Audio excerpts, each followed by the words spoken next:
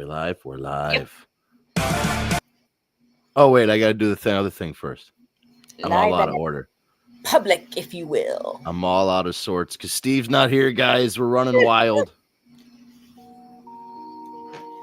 This is what he gets when he leaves us in.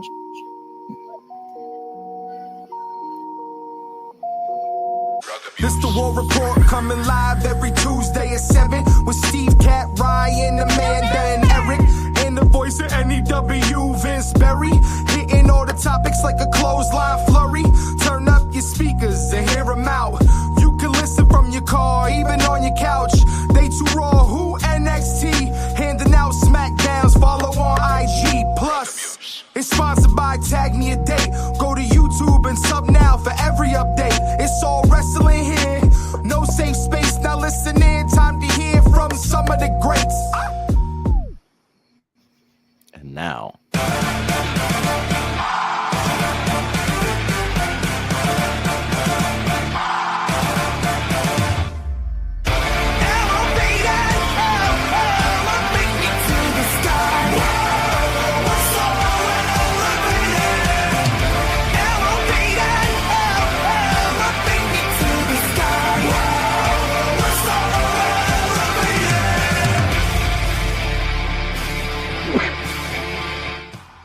Good pick. Oh, I had to, man. Especially after the pay-per-view. Oh, my God, I had to. We have a hell of a show lined up for you guys today. Welcome to the War Report After Dark.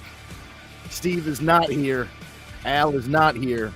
They both work at the same place, and they both had to work today. So, B-Team, go, go, go. You can tell early I just woke up from a nap.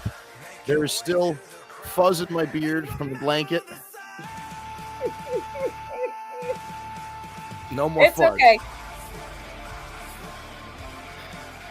And yes, for those of you watching the video stream, I did get a haircut for the first time in like 8 weeks or 10 weeks, so I look like a human. I look like a Timu Uso. I look like Jerry Uso right now.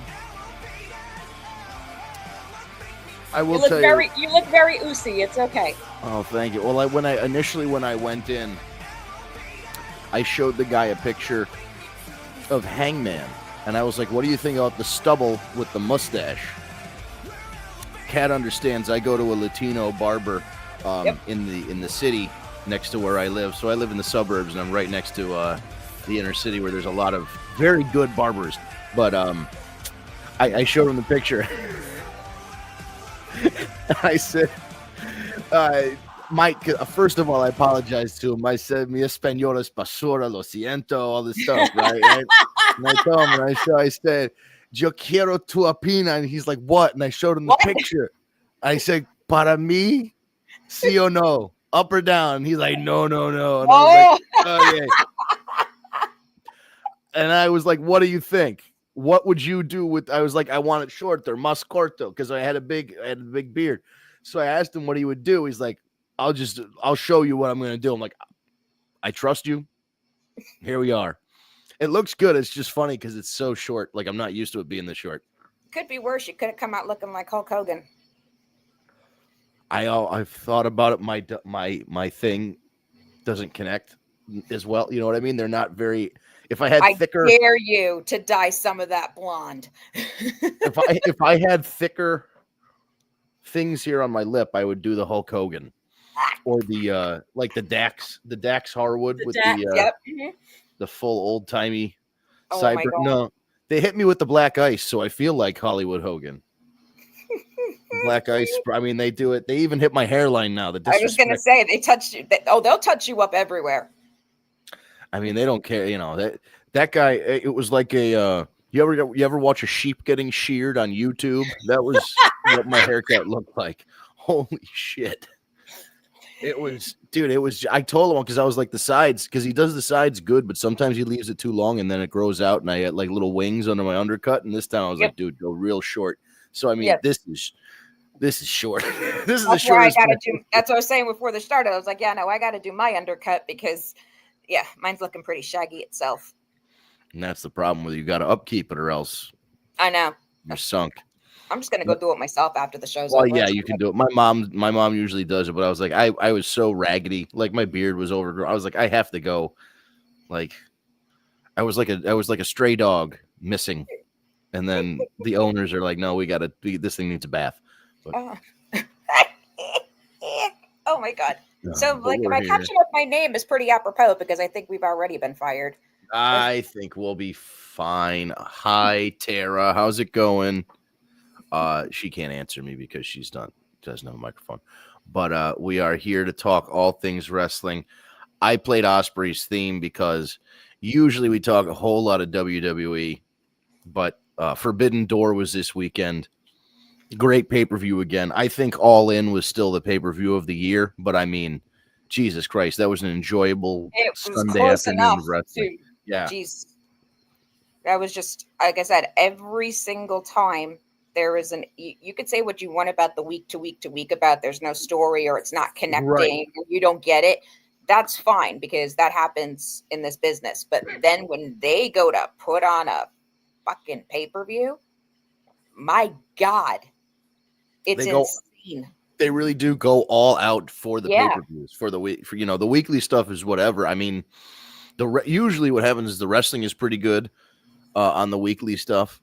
The matches might not mean a lot, but then the matches mean a whole hell of a lot at the pay-per-view, and that's kind of. But that's just it. If you watch it weekly, everything makes sense. But you can go tune into an AEW pay-per-view and not know what happens Monday through Friday on Collision, on Dynamite, and all Right. that stuff. You have no clue, and you still enjoy that show from start to finish. A lot of the times with the WWE pay-per-views, if you don't know the backstories, some of these matches are just like, okay, whatever. And they're still good matches, but you have to have that whole story involved to get it.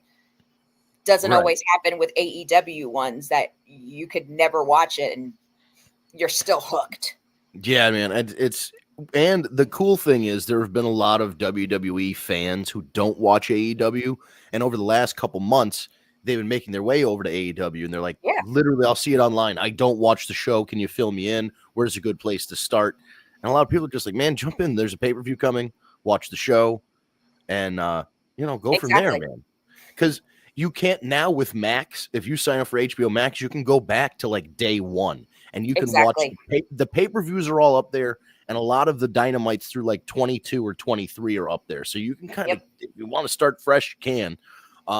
There's some interesting stuff in there because the pandemic, AEW hit. At Darby's place or whatever. Yeah. Yeah. So AEW started in like October of 2019. And then the pandemic happened. And then they had to like stay at Daly's place in Jacksonville, Florida, pretty much for 2 or 3 years straight. Like they didn't tour. They locked it all down. They made a little bubble where there's a hotel and the talent all stayed at the hotel, and the crowds were at first it was just the wrestlers. Then they started letting in small amounts of fans, and then eventually, by the end of it, they had a full arena of masked fans, socially distanced, whatever, but enough where you could have like a pay-per-view. But I mean, that was a weird time in wrestling, but there was some good stuff in there. Brody Lee had his big run. Yep. And if you guys want to, if you haven't watched AEW, there's an opportunity now. And again, but the way that they presented the product and the way WWE did it with the Thunderdome, like the kids loved the Thunderdome. I personally couldn't give two shits about the Right. Thunderdome, but the kids were like, every week you got to get me in. The aspect that it was live sounds coming from on AEW. It wasn't dubbed sounds in the background or whatever. You actually because the talent still reacts to shit too. We see it all the time in backstage footage. They're like, holy shit, did that just happen? So it made it more realistic, I should say, even though it's wrestling, but right. And the guys in there, so like the Gun Club really, Austin and Colton Gunn really got over during the pandemic because there was such a small crowd and those guys kept the energy up amongst the wrestlers. And I remember like MJF and the Guns gambling on who was going to win the matches. And so there was just like little things that made it feel like, okay, there's not a crowd, but the wrestling universe is like, it's alive. There's like a little living and the Dark Order had their clubhouse and like all that stuff. Like there was areas you knew where the Elite stayed, you knew where the Dark Order clubhouse was, all these little spots throughout Daly's place. So very cool stuff. Should we talk about SmackDown Raw a little bit, or should we go right into AEW? Let's go right into AEW, the Rizzler. Dude, that's one of my I've got some new stuff I generated. I got to put it in the slideshow, but I love that picture of this little chubby kid. It's fucking amazing. God. One of these days he's gonna grow. He's not gonna be fat. He's gonna hit his growth spurt. He's gonna be like 6'2". Right. And he's gonna be like a superstar in whatever it is. I don't know what, acting or something. But it's like when Dominic disappeared for forever, and then all of a sudden, wait, you're Dominic? I remember a little blonde-haired kid. Oh, I know. And then he sucked as a wrestler for a couple years, and now he's good. Which is I didn't think he sucked. I didn't think he sucked as a wrestler. I think not as a wrestler, right? Face. I think he sucked as a face. Yes, yeah, that's really what it was. The way they built him, like, it was cool to see a father and son duo be the first WWE Tag Team Champions. I get it, right? But there was no connection with you had no connection with Dom except for the fact that he was Rey Mysterio's son. So it felt like it was getting shoved down our throats. Yes, and he was fine. Like, he had all the fundamental stuff down, but he was not. Despite them pushing him as a fan favorite, was not a fan favorite at all. Right. But now he's both cheered and booed simultaneously. Like, he's so over, it's not even funny. They don't want to, they boo more the fact of the Dominic Liv storyline than they're actually booing Dominic. Because you notice since she's been gone, they're all over him. Right. Yeah, and I think he's done a lot of work. I'm glad that he made it where he is. This is one of those things where, like, I understand the PC and like bringing in Rey Mysterio's son and putting him right on TV in his first match as a pay-per-view match against Seth Rollins. I understand all of this, the internal structure of the WWE. The thing that would have been really cool was to see Dominic work the indies for a couple years, get that experience, and then come into WWE like fully formed and ready to go. His awkward indie wrestling years were live on TV. So I can't imagine the pressure of for that kid, man. Yeah. And then his first ever match in front of an audience was fucking WrestleMania. Yeah. No, that's good for him. Good for him. Yeah, but that's insane to process. You've been in the company now for over a year. And your first match in front of a live audience is to have to be able to sell at Mania? That's insane. Right. Oh, exactly. Exactly. Do I have the thing? Where's my thing? Here we go. I gotta set because I saw a comment here. Wah, bah, bah. No, it's a usual. Yes, sir. David's in the house. Becky Lynch versus Trish Stratus for the women's. And you know what? I would much rather see that match than see what we're getting. Yes, agreed. 1 million. Country mile, as they used to say. Oh, my you said God. the C word. No, sorry. No, I didn't say coward. What are you saying? That's worse than the other word. That's right. Dude, all right. Well, one last weird thing since we're talking about Clash in Paris real quick. The Judgment Day gets opponents like real quick, but for some reason Adam Pearce needs to wait a week to get Stephanie Vaquero an opponent for the women's championship vacancy. No. It doesn't make sense. There's only 5 matches on that show anyway. What the harm is putting a 6th one in? Come on. Put a battle royal in there, and then the winner meets Stephanie. Winner takes the belt. Yes, and even do it where, like, at the end of the battle royal, whoever wins, Stephanie comes in. Start it right then. Yep, exactly. Like what they did with Daniel Bryan, Roman Reigns that year. Yep. And even, you know what? Do that battle royal on the pre-show and have the first match that opens the show. You show Stephanie's entrance for free, and then go, if you want to watch the rest, buy Peacock. Bang. Go to Peacock, exactly. But like I said, there's more than enough women to hold a 20-woman battle Yes. royal. And there's more than and like they proved it at Evolution that these women can hold their own in these battle royal type situations. Like the first couple of times with the Royal Rumbles, yeah, they were kind of because these women had never done it before. They figured it out. Let them have their shot like that. And then even then they'll throw Trish in that and she can fight for the women's championship against Stephanie Valkyrie. Yeah. Hey, that would be, a surprise win, because if the idea is to get the title over on the Stephanie anyway, a surprise win by Trish Stratus in a battle royal would pop the fans. She can still put on a good show. She puts over Stephanie. Stephanie wins. It's all good things. Exactly. That could work to everyone's advantage. I don't understand what they're doing. I hate to say it, but in our post WrestleMania 40 show, kind of paraphrasing, I said Marvel made this movie called Endgame. Yeah. And then they kept making Marvel movies afterward, and they didn't know what the fuck they were doing. And now nobody gives a shit about Marvel movies. Right. It's like they had an end game. They finished the story. They sent out all of the WWE Avengers. Fucking Captain Steve Rogers, aka The Undertaker, came out for one last thing or whatever. You know what I mean? Like they sent everybody out there. Yep. They handed Cody the shield, and they're like, bye. And now, like, Cody's been standing there for the last year fighting the fucking Job Squad, every Intercontinental Champion contender possible.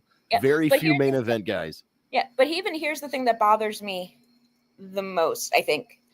Yes, Naomi relinquished the belt last week. Mm-hmm. I get it. They were keeping it on the DL to do this whole thing. Yada, yada, yada.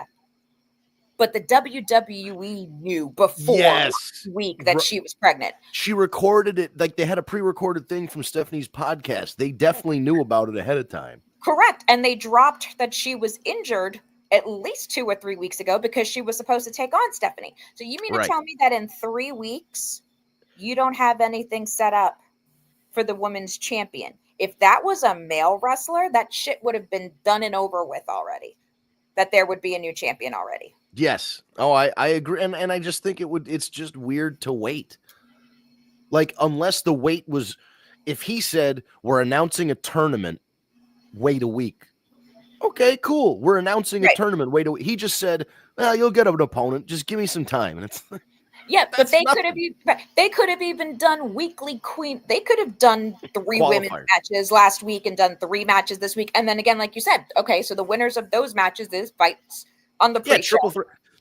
Three singles matches. The winners of that do a triple threat. The winner of that gets the title shot, and then that's on the exactly. Like I said, when who was it that dropped? When Shawn Michaels had to go find his smile. Yeah. That Intercontinental Championship qualifying to get to, was it Mark Marrow? It was Mark Marrow and somebody, I forgot who. But when it got to that or whatever, they had that set by the first Monday Night Raw at the Manhattan Center.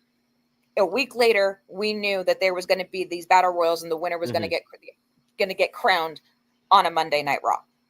Right, and that's just kind of the problem is that, and they had, I don't know what the deal is. It feels like leading up to WrestleMania 40, they had a plan, and then WrestleMania 41, they were like, well, the plan is probably just going to be Roman and Cody again. And then Cena's doing this retirement thing. And then they're like, oh, well, now we throw Cena in there. And then The Rock gets involved, but then The Rock's not involved. And it's just like the last year of the main event booking, especially with Roman being there, being gone. He's there, he's not. Right.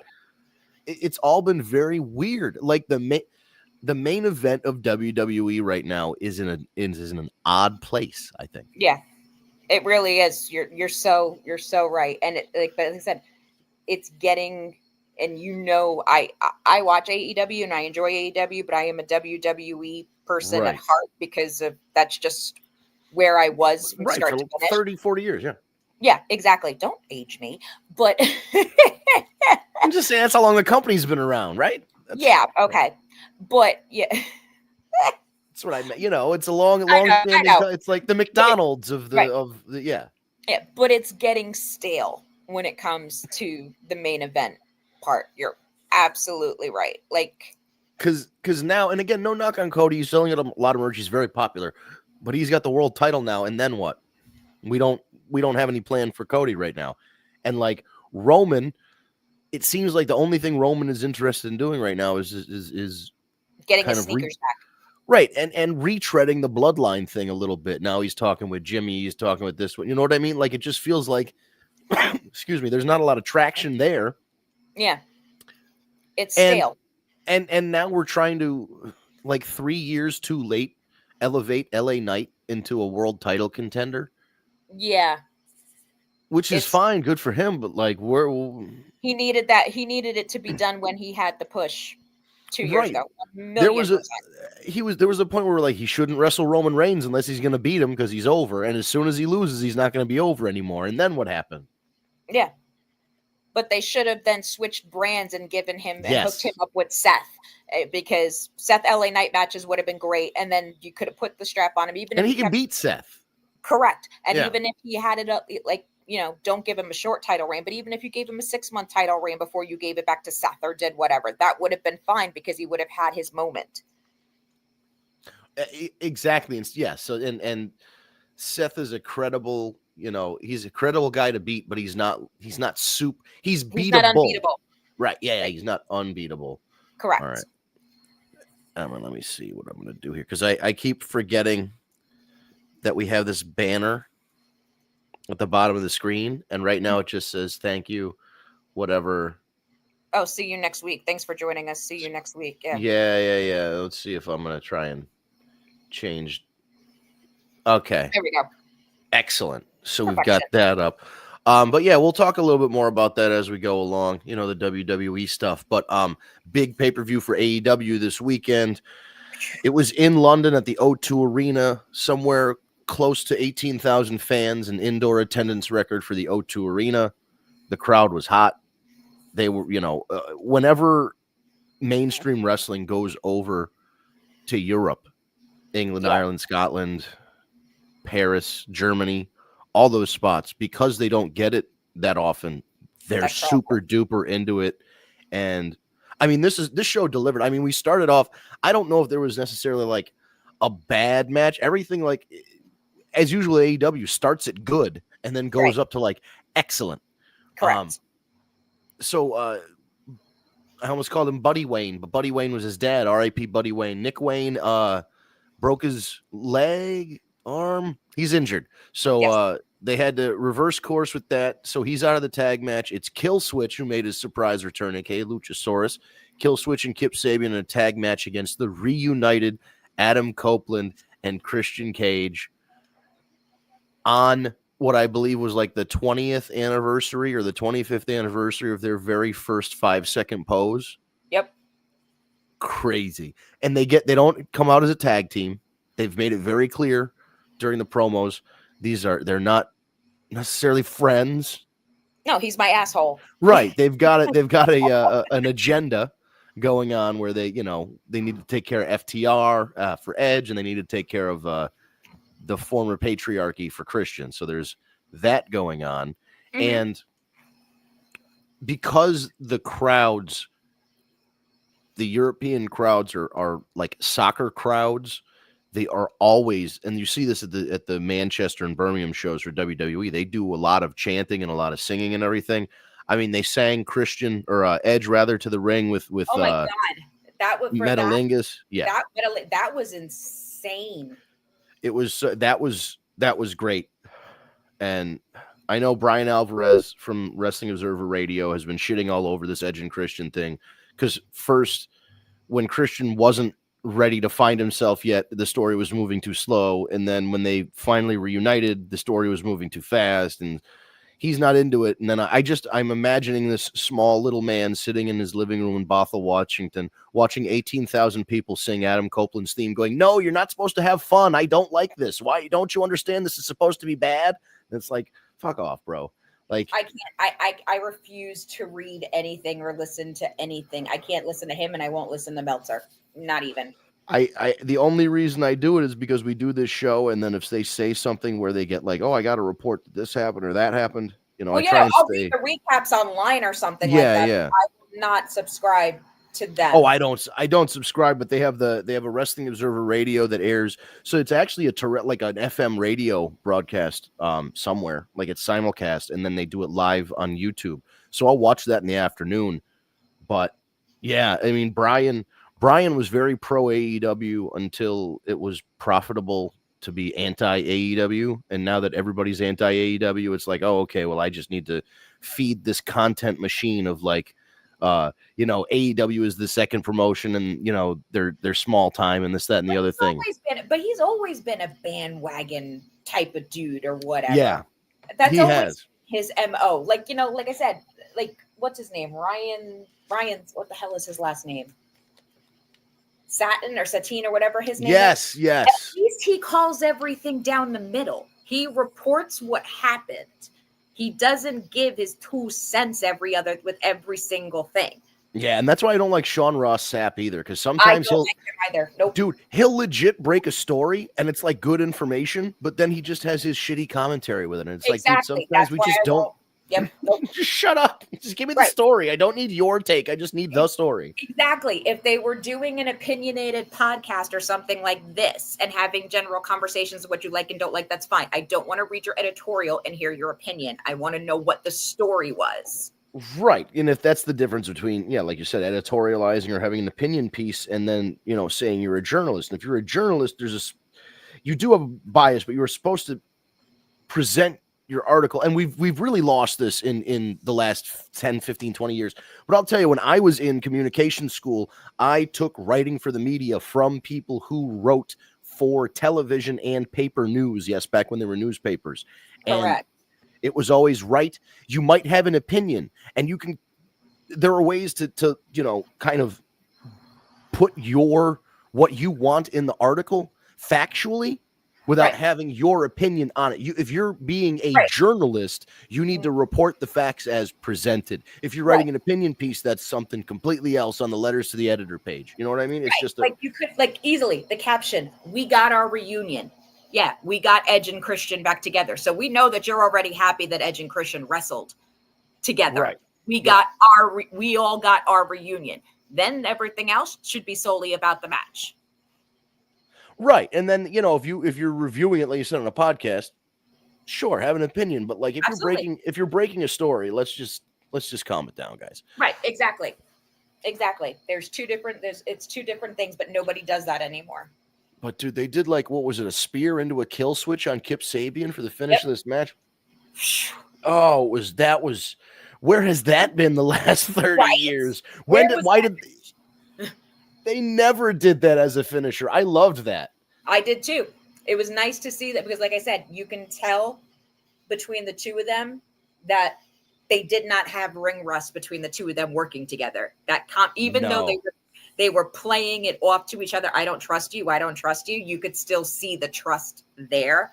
But to see them have a brand new finish was very cool. Yeah. And I love that they're doing the thing that I don't think I've seen since Lex Luger and Sting in 1995 of one babyface and one heel tag team partner. And he's trying to help his friend be good. And the guy is still trying to be shitty behind his back. I love that. Yeah. Don't hug me. I'll shake your hand. We're good. But that's great because funny. of the chemistry the way that the two of them have, you can still tell because as soon as they went backstage, they hugged each other. But, that was great. But it looked so good to see that your friend of your friend is my enemy. Yeah, it looked really good the way that they did it. That was I was really scared to see how the two of them were going to work together again and how this was going to work. So it was a very pleasant surprise to see how they didn't miss a beat with each other. There was not a single Adam Copeland. Love him to death. Some of his matches have been kind of questionable since he's in AEW. That wasn't one of them. No, and Christian has been a little bit different than Edge, and he picks his spots. He understands he's an older man now, and he only wrestles about 5-6 times a year. And he's been there for 3-4 years at this point. He hasn't had a ton of matches, and not even a ton of singles matches. Usually they're tag matches, triple threats, 6-man tags, multi-man stuff. So. To kind of obscure how old he is, and then when you need to do a Exactly. singles match, you turn it on. Yeah, so it was nice for him to try and not act like he's still a 25-year-old guy that has half a neck competing in a match. Yeah, exactly. And we'll get to what I think, we'll get to what's going to happen with Edge and Christian and potentially the AEW tag team titles, because that tag team match did not have the finish that everybody expected in the championship match. So we'll get to that in a second. But the next match for the TNT title, Kyle Fletcher retains his title against Hiromu Takahashi, the Time Bomb. Holy shit. First of all, Hiromu Takahashi's been great for years. Hiromu did an excursion into Mexico and the U.S. I was fortunate enough to work with him, about a dozen times one summer, and didn't speak a lick of English at the time, and was just... Oh, wow.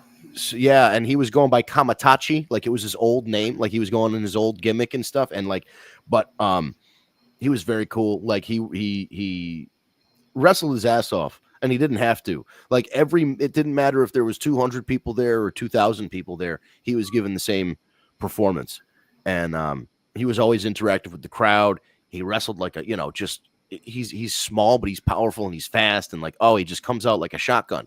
And Kyle Fletcher, who was always kind of like, oh, that's Osprey's friend. That's like his little skinny friend with the weird haircut. It's his sidekick, yeah.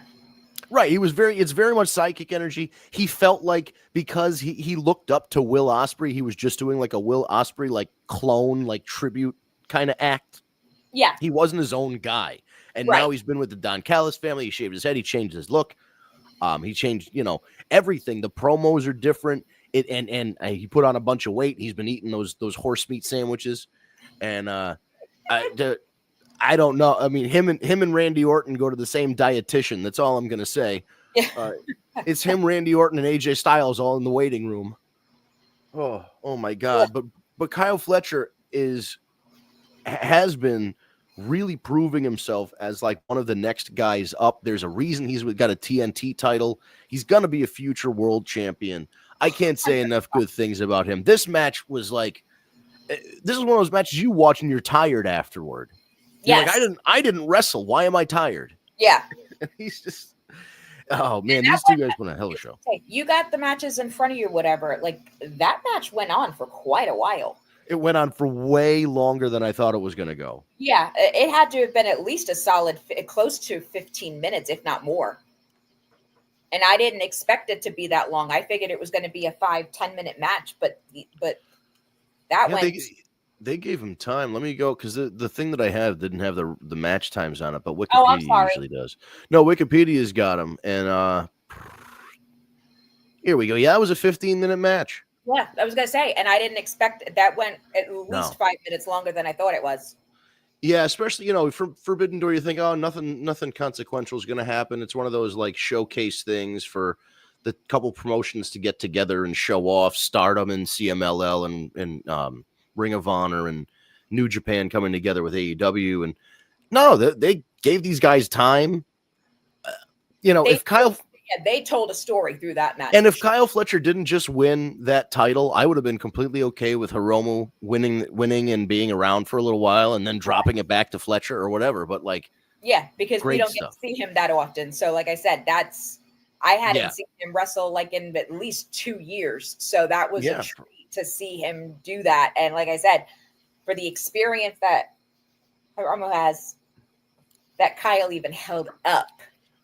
Yeah, he can hold his own, man. He proved that in that cage match against Will Ospreay. I mean, every week he's improving, and now the reports coming out, Will Ospreay has been talking about it. He is having neck surgery, so they don't know when he's going to be back. It could be 12 to 18 months. Oof. Yeah, and Swerve is going out for knee surgery,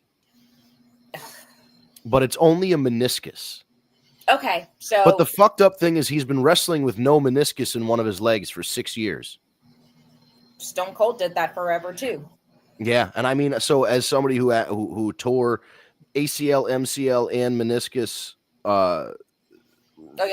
stretched the PCL, broke the top of my fibula and tibia. Like, I fucked up my knee once real bad skiing. Don't ski, folks. It's fucking dangerous. But anyway, from everything I learned about it, the meniscus is the one that heals the quickest. Correct. And like, so my meniscus was 90% torn, but because there was still 10% attached, they didn't surgically repair it. They said that's just going to heal on its own, and it did. So once they healed they put in the new ACL and everything went back into place, they said this meniscus we're going to keep it as it is. Yep. Watch, do the physical therapy, it's going to come back. So that one, fucking, I don't know, man. The modern medicine, I guess, but no, the meniscus, as long as it seems like, you know, as long as there's no other complications in there, and it's just the meniscus for Swerve, it's not going to be very long. It'll probably be like a couple months. But again, that sucks. I didn't realize it was years, but like the freaking wave that he's on or whatever too. It sucks when it happens at that moment. Oh, I know. But it seems like, you know, but now we've got an opportunity for guys like Fletcher to step up and prove themselves, because now we've got, you know, you've got Hangman there in the world title with MJF, but you've got a bunch of other potential, you know, you're going to have other challengers while waiting for guys like Swerve and Ospreay to come back. And that's where you start to look at this younger crop of talent. That crowd's going to go crazy when Swerve comes back with Prince Nana. Dude, Swerve, I mean, I was watching him come out making his entrance on Sunday, and I was just looking like, this guy's a star. Like, he's a fucking superstar. He's just got a good look, like the hair, the outfits he picks, everything about, and the thing that I like about him is some people might think it's a negative. I like that his promos aren't perfect. Correct. Because he comes out there and he talks like a person would talk, and sometimes you get tripped up or you stutter or you stumble, and you're like, you know, and this is the funny thing about wrestling is a lot of guys go out there and they're yelling and screaming and they have these eloquent fucking soliloquies. It's like, man, usually when I'm mad, you can't understand a thing I'm saying. Can't understand a fucking word coming out of my mouth. Exactly. I sound like the Ultimate Warrior, you know what I mean? It's like, if I'm yelling at you, you don't know, you fill the spaceship with the rocket fuel, you know, it's like. Do you do the snarl too? Hogan, tell the pilot to send the plane into a nosedive. Hulk Hogan. And then Vince McMahon yells, "I don't know why the fuck I'm doing this." I love video. Dude, I fucking love. There's an outtake, and they show it in the Ultimate Warrior DVD. And he's out there and he's doing the whole thing. And then he stops. He's like, Vince, did I give you what you needed there? Like, he's like talking like a regular guy. And Vince is like, that was the apology to the kid at the airport. Yep. And I was like, no, you got to do this again. You know, he's like, do it again. And he's like, okay, yeah, that makes sense. I feel the spaceship with the rocket. Like, what the fuck? You were just talking like a regular guy 2 seconds ago. It is. It's scary. Yeah, but it's like, at least you knew exactly what I was talking about. He's like, why do I have to do this, Vince? I didn't say nothing to the fucking kid. I didn't do any of this. Well, let's just do one more take. Fine. There are moments in our lives. Fucking guy. Oh my God. But you were so right. I swear. Sometimes the documentaries we shouldn't be seeing, because then it's like, wait, he wasn't really like that? Dude, no. I know. That was... But one of my favorite things that he did do online was he did like this very short web series where he took like an emo band or a pop punk band and put them through like boot camp. Mm-hmm. And he trained them until they threw up, and they're like these skinny. It's like 2009. They're wearing skinny jeans and they got the little swoop haircuts, and they're getting their asses kicked by the Warrior. Yep. And then, but he would yell at them like the Warrior. And then when he's eliminating somebody, I thank you very much for coming today. It's like, what the fuck? What a strange fellow. Well, the man legally changed his name to Warrior. So, you know, he wasn't working with a full deck. No. It reminds me of the guy goes, what's his name? I'm not Todd Clem anymore. I've legally changed my name to Bubba the Love Sponge. Bubba the Love Sponge. What the fuck? Oh, imagine going in to your local town hall with your social security card, 3 pieces of mail, and a form, and you are willingly, and you have to sign a check, and every letter that you put on your new name, I don't know. It's like $50 or $75 a letter to change your name. This motherfucker ran in with a check for $2,500 and all this bullshit. And he goes, I want to legally change my name to Bubba the Love Sponge. My God. I can't. You could just copyright it, dude. Write it on a letter, stick it in a drawer. You've copywritten it. Hey, it's job. It's fine. Oh my God, he changed his whole last name. That guy is so weird, though. Hi, I'm Mrs. Love Sponge. I fucked Hulk Hogan. Like what? You introduced yourself. Oh, here's the little love sponges. Like Balea Love Sponges. Steve, don't fire us. Oh my God. Oh my God, yeah. I knew I had to put it up. At least it's wrestling related. Exactly. It's all wrestling related at the end of the day. We went off topic, but it's off topic wrestling conversations this time. We're doing good. It's adjacent. We're good. Mercedes Moné defends her TBS Women's Championship in a great 4-way. Alex Windsor, who just came over, she's Will Ospreay's girlfriend or fiance or something.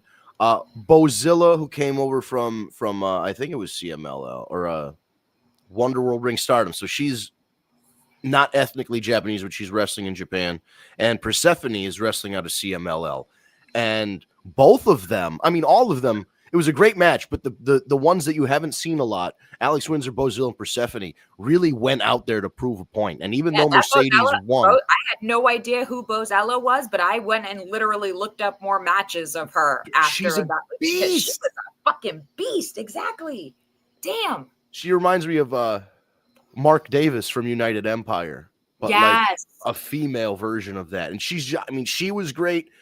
Persephone, I love Persephone at the end of the match. You've never seen her wrestle before, really, aside from like maybe 1 or 2 matches here in AEW. She was so mad she didn't win the title. She was like shaking and she was like gritting her teeth. And I'm like, oh my God, she's like mad she didn't win. This is like when Bret Hart used to be mad when he didn't win a match. Because Bret Hart used to think this shit was real. Yeah, exactly. He didn't win. My favorite was he lost some tournament. Was it against Perfect? He lost some tournament and then beat the shit out of the winner and broke the trophy. Yep. I'm like, Bret, what are you doing? It's not real, Bret. It's not real. But he really. Bret Hart. That should have been the name of his autobiography. Bret Hart. I think wrestling is real. I need a union contract. Oh man! But Mercedes Moné, she had a great entrance. She had the guys, the London guards with the hats, and as they marched out, each of them had one of her titles on their shoulder. Yeah, that was way cool to see. It was very cool because she's got 9 belts now, so she wore 1, and there were 8 guards, and each of them had a championship. The one thing I thought they were going to do, because as we all know, those guards, if it's the real guards when you go to Buckingham Palace, they stand there and they don't move, they don't speak, all this stuff. And those guys marched out and then they stood there, and I was like, oh man, wouldn't it be so funny if instead of just standing there and not doing anything, they all started doing the CEO dance. I was waiting for all of the guys to just start going CEO. I was waiting for it. I was like, this is a missed opportunity. Oh, that would have been amazing. Tony Khan, take notes. That's right. I mean, listen, it was a great show, but that was just such a funny. I was like, oh man, they missed a moment for these guys to do the CEO dance. Great match. Zack Sabre, Nigel McGuinness for the IWGP Heavyweight Championship. Zack Sabre just won it back from Goto about a month or so ago. Nigel McGuinness is on commentary, but comes back to wrestle, especially when we're overseas. The English crowds love him. This was 2 hometown guys going out there showing their thing. And it was, it's a different style of match. I'm so out of focus. Let me see if I can get my camera to focus. But I will talk as I'm doing that. There we go. And it was those 2 guys are very more grappling based. It's catch wrestling because they're British. They really, when they grew up, they watched World of Sport wrestling with Rollerball Rocco and guys like that. So it's all giant haystacks and shit like that, or Big Daddy. Yep. Mm-hmm. Yeah. So their style of wrestling is a little bit different. So they put on a showcase of this very British style of wrestling. Zack Sabre Jr., of course, was going to win because Nigel's on commentary, and they're not going to let a commentator beat the IWGP champion. But again, would I be mad at it? I wanted it to happen. I'm like, go for it, Nigel. Let him win it. What's the worst that could happen? I totally would have not have hated it if he did. I mean, great match, great point. Like, but again, missed opportunity because I think the crowd would have gone ape shit. Yeah. They would have. And I mean, shit, they had Evil hold this title for like 2 years. And yeah. What's the harm in letting Nigel McGuinness do it? Like, right. He could have dropped it next week. It wouldn't have been a big deal. Yeah. And also you've got Konosuke Takeshita. He won the G1 tournament. So he's guaranteed an IWGP title shot. What if he beats Nigel? He's like, easy pickings. I'm going to take my commentator. And now you've got Takeshita with that belt, and the New Japan guys are trying to get him. There was places to go.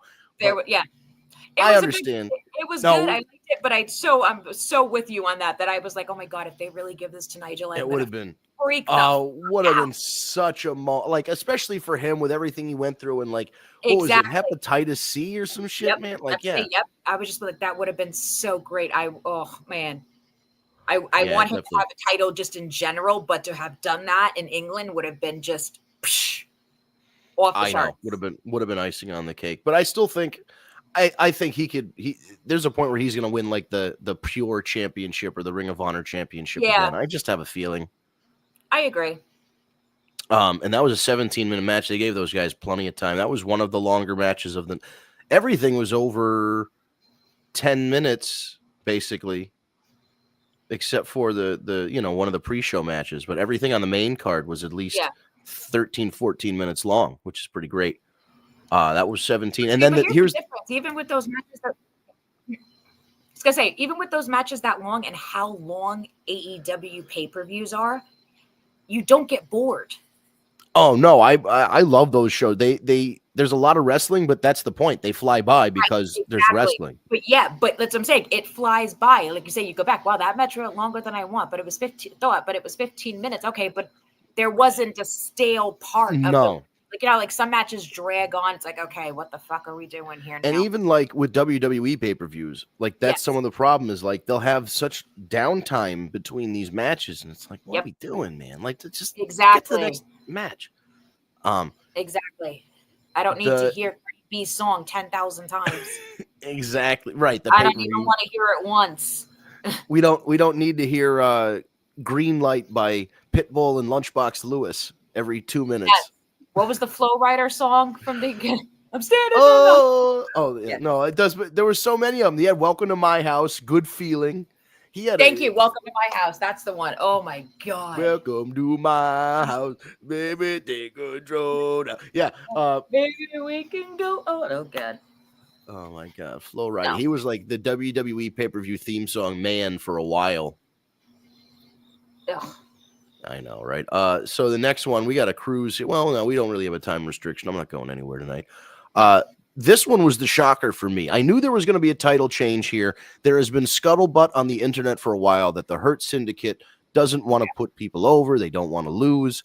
But everything that was coming out was they put Bandito and Brody King in this match to take the pinfall so that FTR could win the championships and then go face Edge and Christian. Correct. That did not happen. No. Which is great. Listen, I think really that was probably the plan, but for FTR to win. But this kind of oddball pairing of Brodito got over. I mean, it got over in the tournament. Tony Khan likes the pairing. So obviously, I think they were even going to lose to the Young Bucks at one point. So the finals of that tournament would have been Young Bucks against FTR, but they caught fire. The crowd loves them. I mean, Bandito's been great as Ring of Honor champion, and I've watched him have a lot of great matches. That's a smaller stage than AEW, and Brody has been great for a while in tag teams and singles. I mean, him and Buddy Matthews were holding together that fucking House of Black because another guy, Aleister Black, didn't want to do jobs. He didn't want to put anybody over. And it's like, it's the wrestling business. You got to put people over eventually. And that was the Rusev problem too. There was just a lot of dudes that don't want to put people over. Right. Brody King doesn't care. Bandito doesn't care. Those guys are taking pinfalls. They understand it, but they're They're hot. They rode the hot hand. The crowd loved it. It was a complete shock to everybody. Absolutely. I didn't expect that one coming at all. Not at all. And I mean, another great match, just the weird finish, but a finish that makes sense. It ties into multiple things that happened in the past. It's like long-term story, the stuff that they say AEW doesn't do. You know, the long-term storytelling of mystery men jumping out, attacking the Hurt Syndicate, and it turns out that it is Ricochet and the Gates of Agony. And where the fuck was this Ricochet in WWE? Well, he was defending the Speed Championship on Twitter. That was only for 6 months. No, that's Before true. Yeah. Before I don't know, dude. That's the real problem, is that they had this hidden gem here. They had an idea. Like that's the real problem with WWE, is they kind of have an idea of what you should be, and then they get mad at you for not being like Luke Harper, Brody Lee. They wanted him to have. They're like, "What's your Southern accent like?" And he's like, "I grew up in fucking Rochester, dude." Exactly. Like, or Buffalo or whatever it was. It's like I don't have a Southern accent in me. Southern accent. And then they were mad. They're like, "Well, you're supposed to be a hick." And he's like, "Well, I don't know what to tell you. You're the one that decided that, not me. I can't help where I was born." Like, exactly. That'd be like, "Yes, get me. What's your Southern accent like?" Not good. Right. And then they have Ricochet be this like superhero anime character, kind of like there's not much there. There's not a lot of character as an actor or whatever, a performer that he can like latch onto and make that unique. But now that he's doing this thing, he's like fucking like wrestling Andrew Tate or something. Yes. Like, I really don't know. That's the only thing I can think of, is he's Andrew Tate. Oh, God. Am I wrong? No, you're not. I just didn't expect you to drop that name. It's the only, like, I mean, when I look at him, the way he's dressing, the promos, everything, it just reminds me, it's like he's doing like this Andrew Tate thing. But it's great because it's so unexpected. He didn't, for so long in WWE, he wasn't a heel. Right. So, he's got a lot of upside here in this heel character. He's been running 100%. It to perfection. And now they're going to have a feud with the Hurt Syndicate. And let's see, maybe they like Ricochet. Maybe they'll put Ricochet over. Yeah. I would love to see that. I do like that there was a video posted to social media after the pay-per-view where Ricochet pulls his phone out and shows this in-ring segment where Ricochet asked to be part of the Hurt Syndicate and they say no. And he's like, "This is why I did what I did. This is why you guys aren't the tag team champions." And that was months ago. Correct. But it was brilliant planning the way to bring it back. Yep. And also kudos to a guy that I've given a lot of criticism to over the years, who I've started to come around on in the last year or two. Bryan Danielson was on commentary for like half of these matches. I'm going to faint. He was great. I mean, listen, what can you say? He was great at the commentary, and he was the guy that was during the matches reminding you of like stuff that happened leading up to the show. Yes. So when that attack happened, he was like, "The Gates of Agony, the Hurt Syndicate rejected Ricochet all those months ago, and this is revenge." And like he's telling those little parts of the story that sometimes those other guys don't get to. Yeah. And he also, the conversation he had with Don was freaking amazing. He had one. He said something about during Collision, I think it was, just to like throw people off. He just goes, "I heard that Kyle Fletcher has been shown interest from Taylor Swift." And they all just sat there like, what? Like, Brian, what are you saying? Like, and they didn't, even Don Callis, who has a comeback for everything, had no idea what to say to this thing.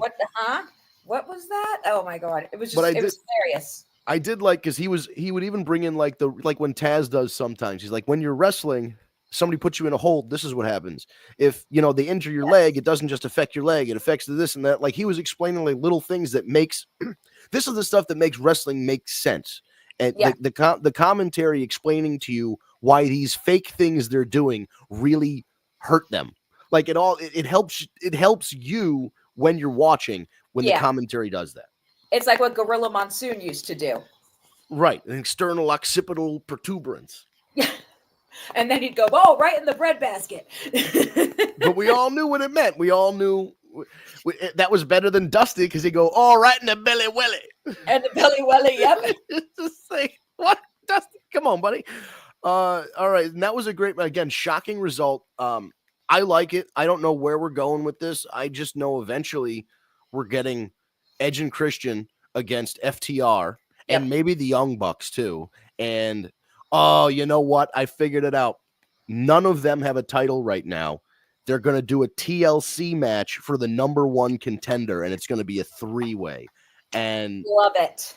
Oh my God. If that's the case and they're doing that for All Out Toronto, oh my God, the crowd is going to go wild for Edge and Christian. If Amanda does not get pictures, I kill her. Oh, I know. That's right. She's going to the show. Yep. We got to talk to her and see if we can get her on the Tuesday after that pay-per-view. Yeah.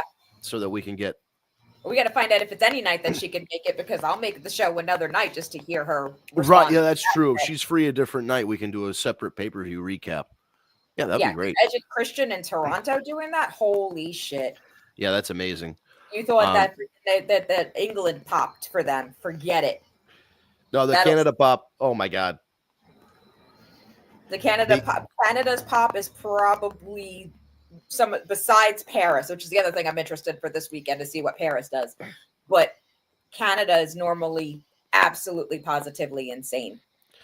Now, did Edge and Christian's original theme, the "You want me, you think you know me," the original one, was that a Jim Johnston or did they? Damn, because sometimes like the NWO theme, Rock House was a production music. The Hardys theme was like production music. Yep.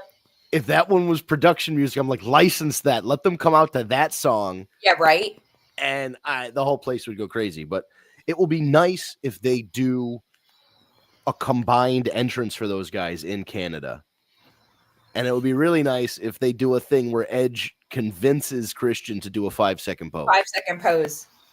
Yeah, don't have to worry about photography, but just stay still. Right? They got to do it. But tag team match is over. We got a couple left here.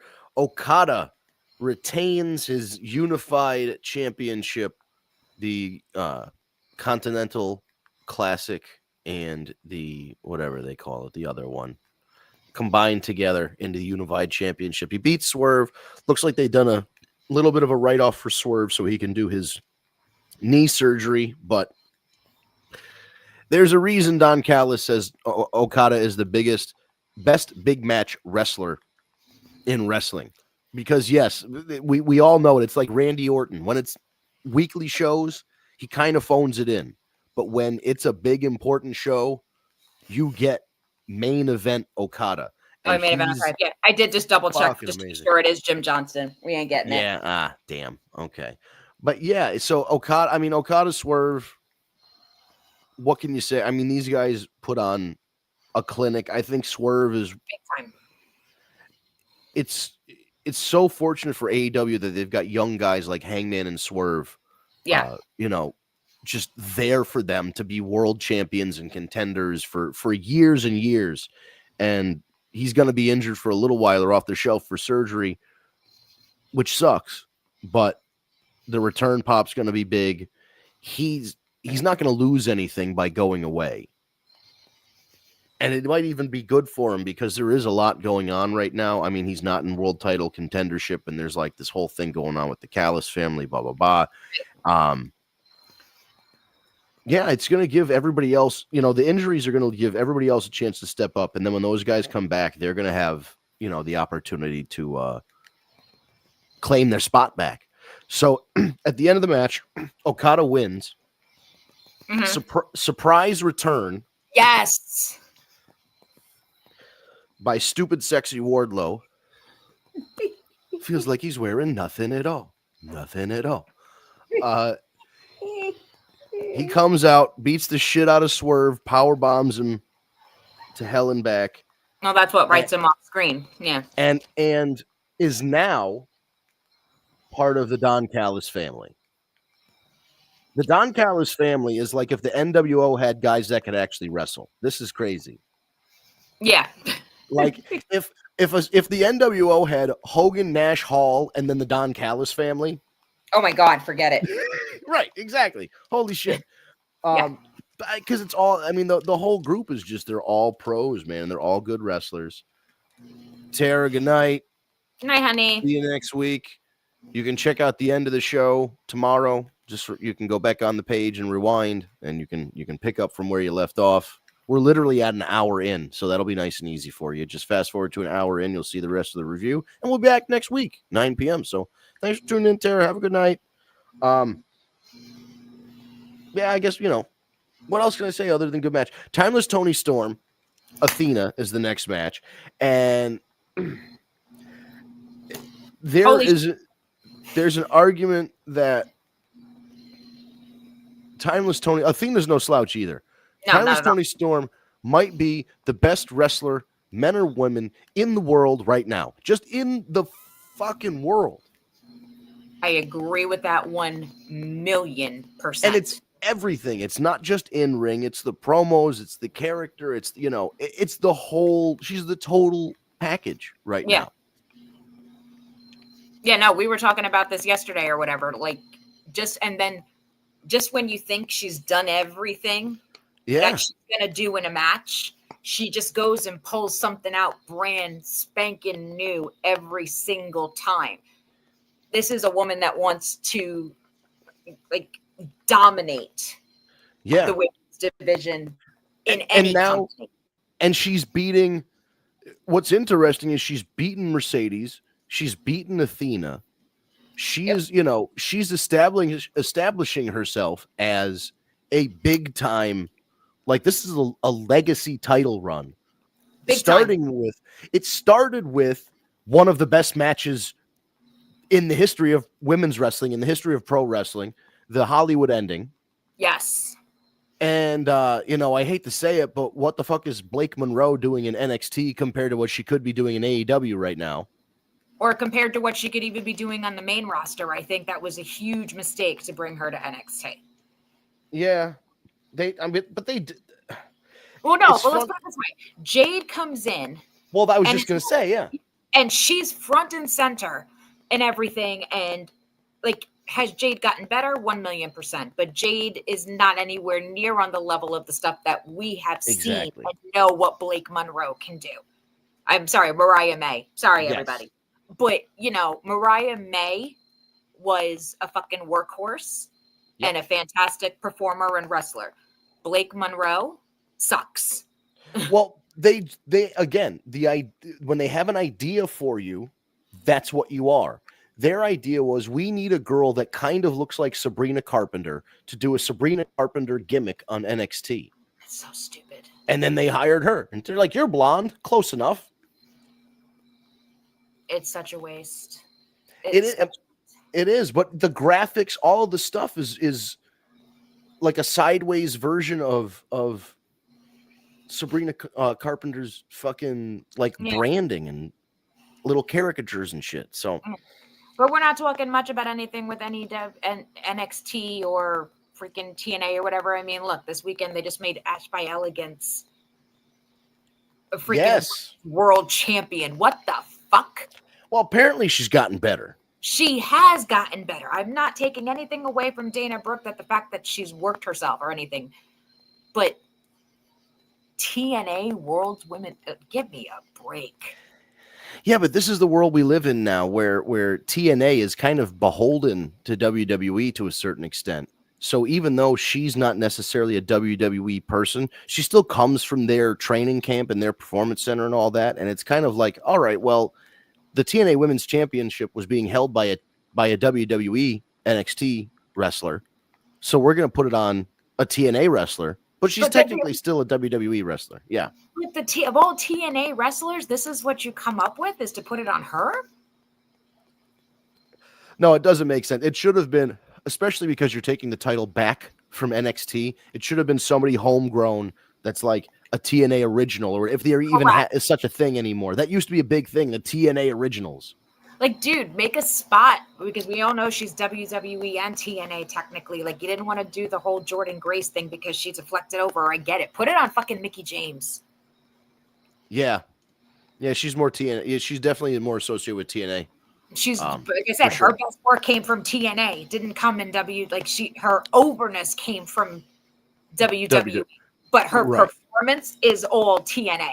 Hardcore country. That's right.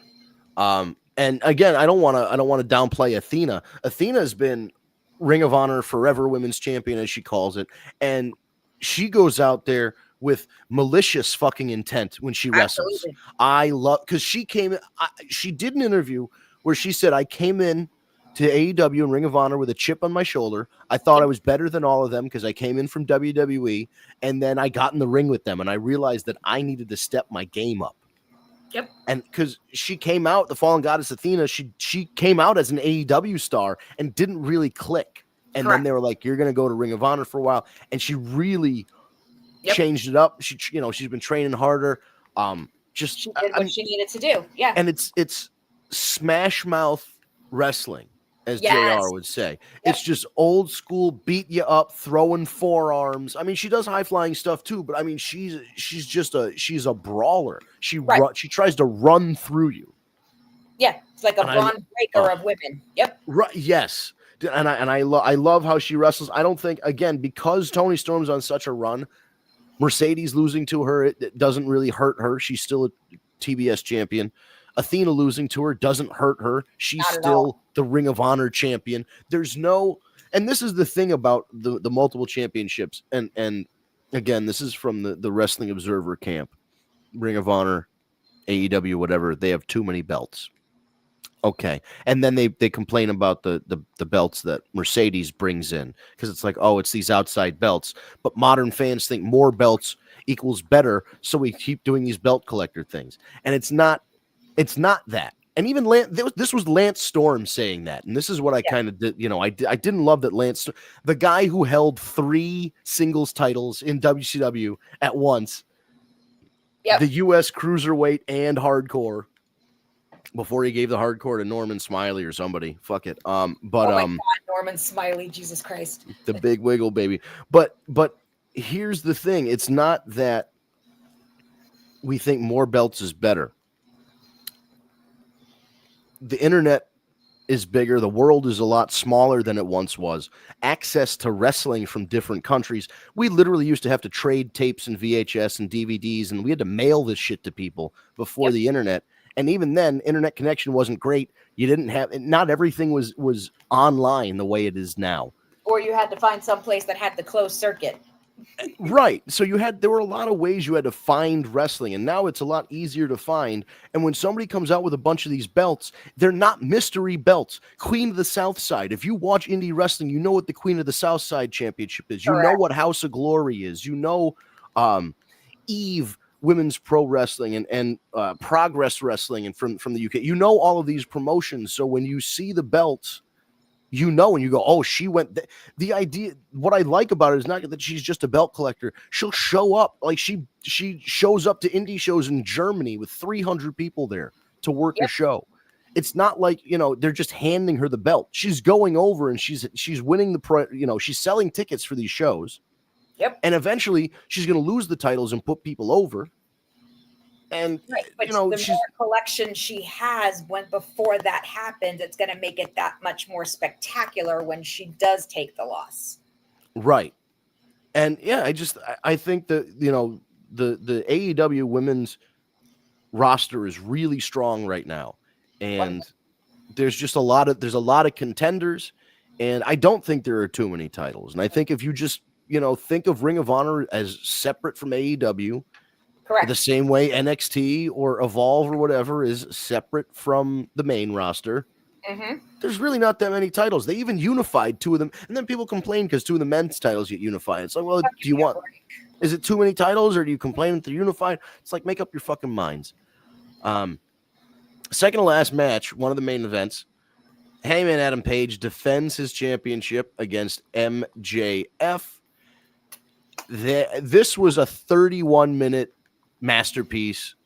People are going to bitch and moan about the finish. I liked what they did. I understood what they were doing. Yes. And I think it all worked. First of all, I think people started bitching earlier in this week when MJF threatened to light Mark Briscoe on fire to get his title shot without having to cash in the contract.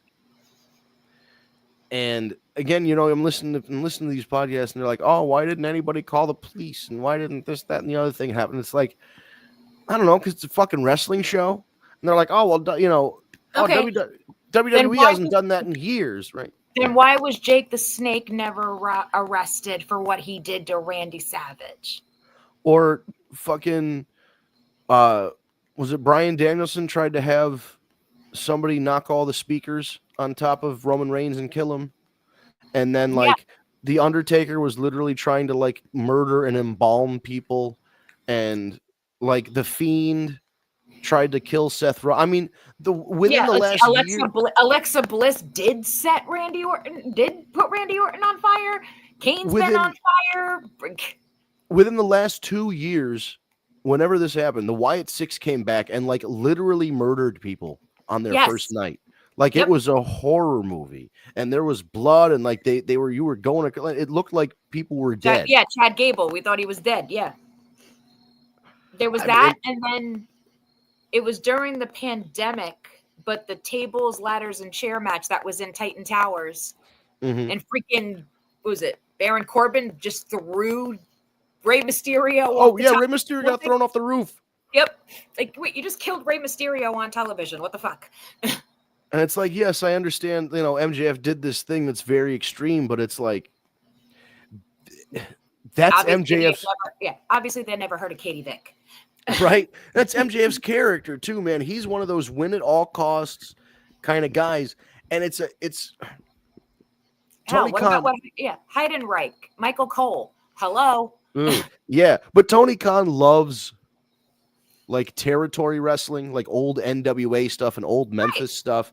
And I am almost certain somebody was lit on fire or threatened to be lit on fire in Memphis or somewhere in Florida or North Carolina. You just know it was happening. It's like people are so used to this modern WWE style of wrestling that they don't understand anything that's different. Right. But the beauty of it being different is that it's different, but it's so reminiscent of Nitro to me. Yeah. The difference between old school, right. It's actually an old school philosophy just being brought differently into modern day. Like I said, those sneak attack assaults and everything and those type of things happen all the time. Like fucking Shawn Michaels threw Marty Jannetty through a fucking glass window. He jumped, that coward. Oh, thank you, Bobby Heenan. Will you stop? Will you stop it? Will you be serious? Oh, I knew he was going to do that. That's the second time he said that. The 2 times. Marty Jannetty and the NWO. Hogan. Oh, I knew he was going to do that. But I liked it. So the end of the match, they kind of did a Dusty Finish kind of fake out where Hangman had his foot on the rope, but the ref didn't see it. And everybody, like, listen, everybody bit it. Face was fucking hilarious. Everybody bit. He's like, I stole it. He's like, I actually got away with it. Like, I stole one. Woo! And we thought, like, I thought they were gonna just leave it like that and then resolve it on Dynamite or something. But Mark Briscoe makes the charge out, gets them to review it, reverse the decision. MJF gets his foot up on the ropes for that, for a false finish. But in the end, Hangman, not just the pure baby face anymore, doing what Cody Rhodes should have done to John Cena. He picked up the foreign object. He hit him. He beat the shit out of him with it. He hit his finisher and pinned him. That's what you got to do. Yeah. Like I said, another great Bobby the Heenan thing. Win if you can, lose if you must, but always cheat. Exactly. We got more cowboy shit. My tattoo is not yet outdated. We'll see what happens when the title change comes. I can't draw over the little cowboy in the middle, but maybe I can add to it. But great 31-minute main event length, main event level and quality. MJF is shredded. Hangman Adam Page looks like prime Magnum TA. Like it's so. I love watching these guys, man. It's just so. Would have been cool. It would have solely been match of the night had what happened next not happened. Yeah, 100%. Because I mean, for match of the night, you've got the TNT Championship match is up there. The women's 4-way is up there. The men's tag championship match is up there. Okada Swerve is up there. Fucking the women's champion. There's like half of this card is potential for match of the night because they were so correct. And they were all different. They were all different kinds of matches, which is cool. Yep. A little bit of a buffet. That's what Paul Walter Hauser called it. He said AEW is a buffet. There's a little bit of everything for everybody. Hey, that works. And let's see here. In our main event, a lights out steel cage match. So they technically ended the show. I'm covering my ears now. Oh my God. I mean, first of all, let's start with the entrances. Everybody makes their grand entrance. They got a great opening video package for Will Ospreay as he's leaving for surgery. They have Alex Windsor do the voiceover, and they show clips from his career. Which gets was amazing. It was a great promo package. The crowd, hometown crowd welcoming the guy home. Ryan reminded me, Seth Rollins literally took out Rey Mysterio's eye. That's true. He had a fake eye. Rey Mysterio was missing an eye for like years and then just never acknowledged it. But anyway. Yeah, that was the fake vomit from Seth. Oh, I remember the fucking cornflakes and toothpaste. Yeah.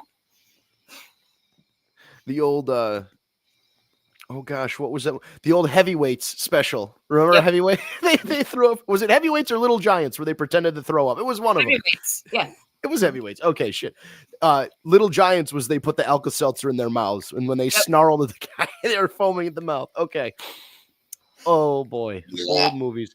But the best entrance, the Young Bucks earlier in the night during the pre-show go over to production. They ask for two things. They say, we want weapons. We want barbed wire, broken glass, this, that, and the other thing. And we want our old music and our old video package back for when we come out. Okay. So they get their old names, their original indie names. Was it Magic Matt and Mr. Instant Replay or something like that? Yep. And MMMBop starts playing their original entrance theme from the indies when they were on like PWG and even before PWG. MMMBop is playing, and the whole crowd, because the whole crowd is around our age and grew up with that song. Sang the song, they knew it. Everybody's like this bum ass, like remember bum ass Corbin? The bum ass Bucks. The bum ass Bucks is like the best gimmick of the year. Because it's such a turnaround from them having all the money and all the power and all the influence, and now it's like there are consequences for the actions that they had over the last 5 or 6 years. But did you see MMMBop was like #1 again over the weekend on Spotify? I mean, it had to be because that was like when Fandango got to the #1 on the iTunes chart in the UK. It's just like a song catches back on.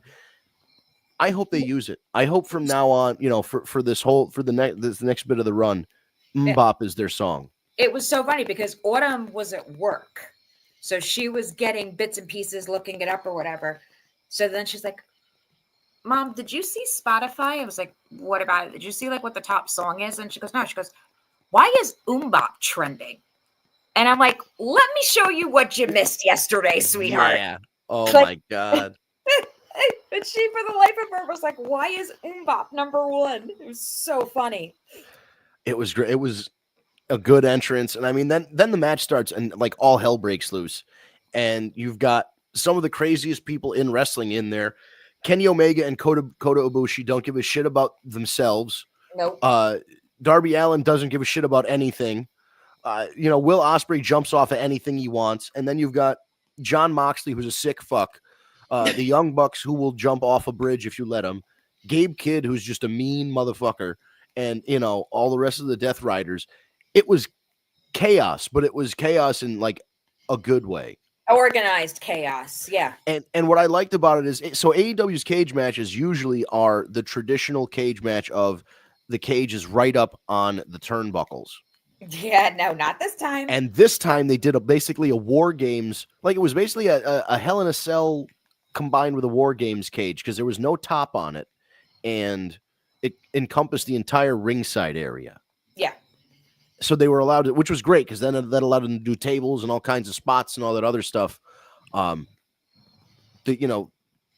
Insane. Without having to climb out of the cage, and make it awkward. It was a couple favorite spots is the Young Bucks are expecting glass or thumbtacks or something, and they get a bag full of gummy bears. Yep. Fantastic. Nobody mentioned that if they were sugar-free gummy bears, those are the most dangerous gummy bear because if you eat too many, you shit yourself. I don't know if you know this. This is Haribo sugar-free gummy bears. Whatever artificial sweetener they use, if you eat too many of them, you get the bubble guts. Oh, that's a good thing to know. Thanks. There's a meme. There's a very notable Amazon review of a person who's like, "Oh, I'm diabetic. Whatever. I like, I finally found a gummy bear I can eat. I ate a whole bag." And then it's like they describe the distress they went through in the restroom later that day. Yeah, No. terrible. But and of course we had Hiroshi Tanahashi trying to climb ladders and stuff, and they're all like, no, you're gonna retire. This is your last year. You're like 50 something. Please get down. Stay down. And he's like complaining the whole time, and they're like, no, we'll do it. And he's like, I can do it. And then because he's trying to climb a ladder, and he's got no knees left. He's got no knees. He can't. God bless Hiroshi Tanahashi. He should retire because he needs the rest up. He's trying to climb this ladder. They bring him down. Will Ospreay's like, I got you. He climbs to the top of the cage and jumps off the cage. Yes. And of course, the spot that everybody's talking about. Once again, the concerned trolls and the Meltzers and everybody else are bitching and moaning because of like it is the gross. It is very gross. I will give you that. But this is like the safest thing Darby Allin's ever done. Yeah. In the ring. Like, let's just comparatively to like he fell off that giant ladder through a pane of glass. He's climbed Mount Everest. He's been on, I think he's been on fire. He's done a lot of very inadvisable things. Yep. John Moxley had that accident. He had a shattered ankle. I mean, yes. I watched him in that match. He broke his ankle and then wrestled another 10 minutes against Switchblade. This was nothing compared to it, but oh my God, was that gross. But it was so for those of you who didn't see, John Moxley takes a fork out of his boot, as he's prone to do. And Darby Allin is duct taped to his folding chair in the middle of the ring. And John Moxley decided he's going to open up his own Claire's right there in the middle of the ring. He's like, we offer free ear piercings as long as you buy the jewelry. Oh my God, that is so true. Ugh. And he gets he finds the biggest gusher in someone's ear, like of a vein. I didn't know you had that big of a vein in your fucking ear for that to happen. Yeah. So if you go, because I have it pierced, sir. That thing bleeds like a son of a bitch. I have never had a piercing really bleed like a little speck of blood or something. When I got this shit and then it went through my doth, I couldn't sleep on a pillow for like a week because it bleeds for days. Oh my God. So he knew the spot to go. I was like, oh my God. Dude, yeah, he popped the gusher on the ear. He kept jamming it in. I think he got more than one. I feel like he did multiple holes. Oh, he did. Ear. He broke. Yeah, but like I said, he went right through. He went through. Like this wasn't I'll just like gig or like use a blood packet or something. This was a fork in his ear. And which tells me probably John Moxley or Darby Allin sat there before the show with the fork and a file and sharpened that motherfucker so it could go through his ear. They had this was premeditated, pre-sharpened. Yeah, he went through the conch. So that is literally if you have your ear and you're doing like the first bottom of your ear and then you go into that first cave in the inside of your ear, that's what he went through. And then he started going through his tragus and everything. Yeah, so he ripped him up. I mean, it was gross, but it's, I do my own piercings and I wouldn't even fucking do that. No, that's wild. But it's like with Randy, Randy Orton did that thing with Jeff Hardy's piercing. He stuck the screwdriver in it. But that was through a gauge. That really wouldn't hurt. Right, because it's already kind of stretched out. All you would do is just twist the spot where it was. Right. So if you twisted too hard, you might be pulling on like your lobe or your cartilage or whatever, but you're just pulling your ear. This was actually creating piercings. Oh yeah, no, this was wild. I mean, Darby Allin's yeah. probably just gonna put earrings in the motherfucker. You know what I mean? He's not even gonna close it up. He's just gonna wear I was jewelry like, in it. that would look really bad if you tried to close that up. The scars on that shit would look horrible. Yeah, so that was wild. And then they set up this big superplex spot off the top of the cage for him and Gabe Kidd. And Darby Allin had a great soft landing because he had a nice big Gabe Kidd to land on. Gabe Kidd took one of the most brutal he went through 6 tables and hit the ground with a splat. And then had Darby Allin and Darby's small, but it's still a 200-pound person hitting you on the way down. Exactly. Like that's no good. Still hurts. And then you were saying there was a spot in the match where Ospreay might have done more damage to his neck. Correct. So it was just before, I want to say maybe it was 2 minutes out before the end of the match when, who did it? So I want to say Claudio Castillo did it.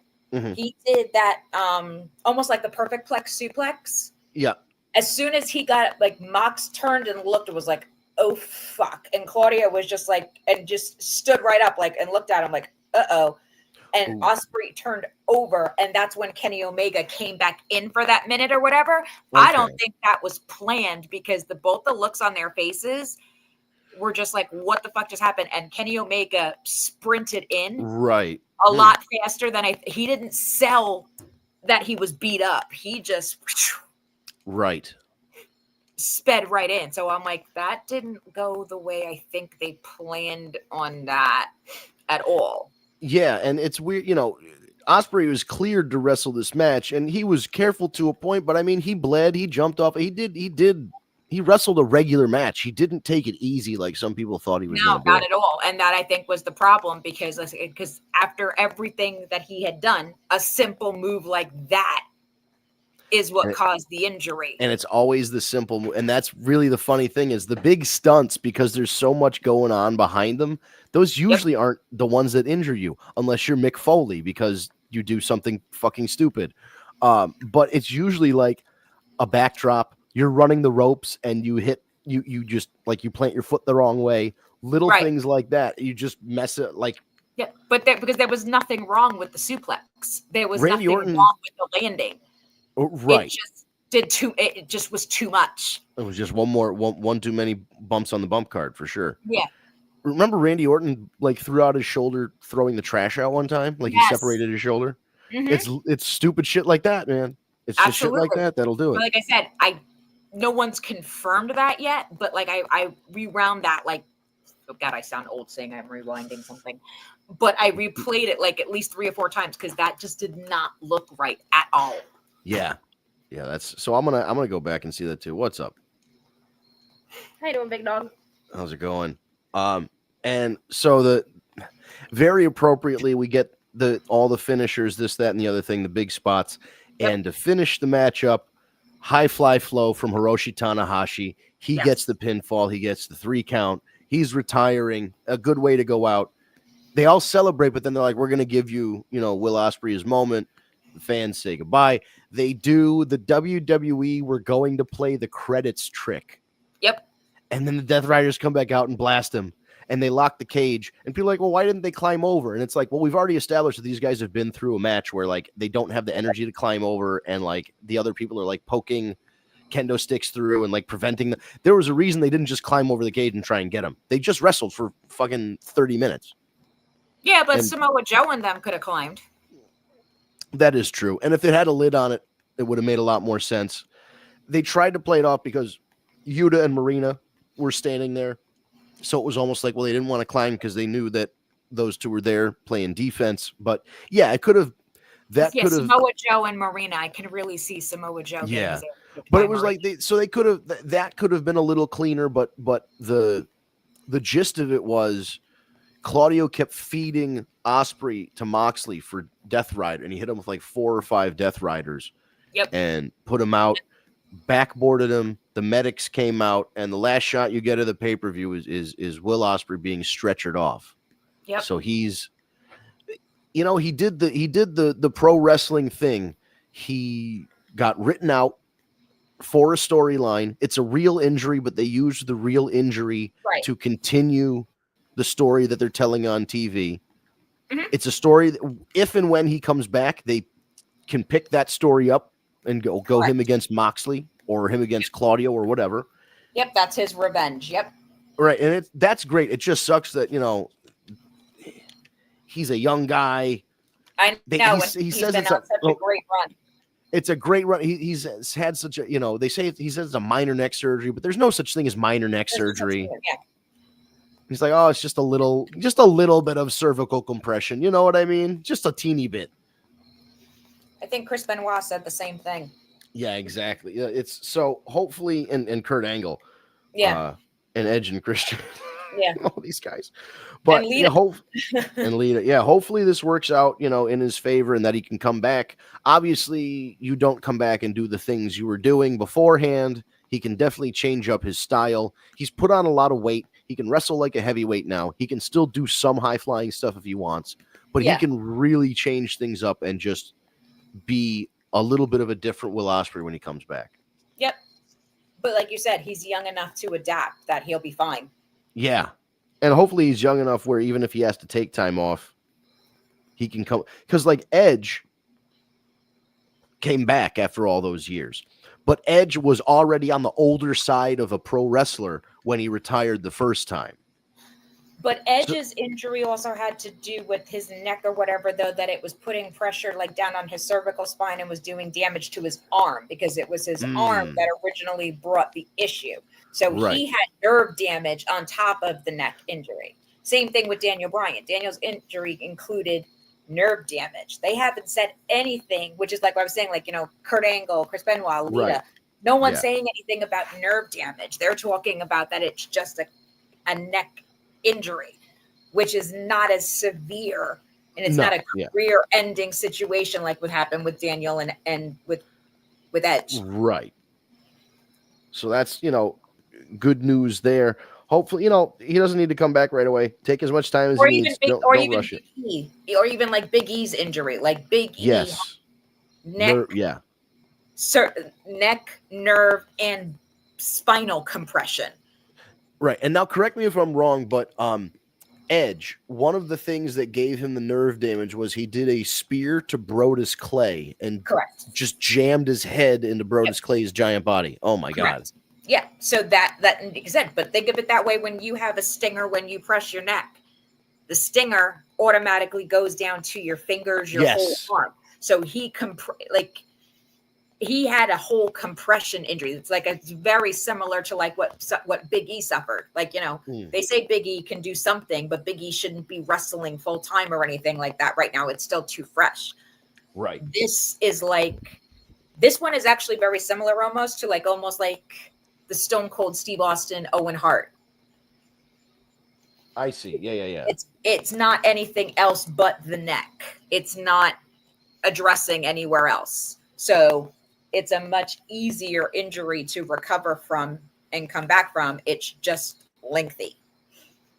Wow. Well, they're not worried about him being paralyzed if he gets back in the ring or something because there's no other damage for that. Right. Okay. So that's encouraging then. Yeah. Like I said, it sucks, but it's not career-ending neck surgery. Right.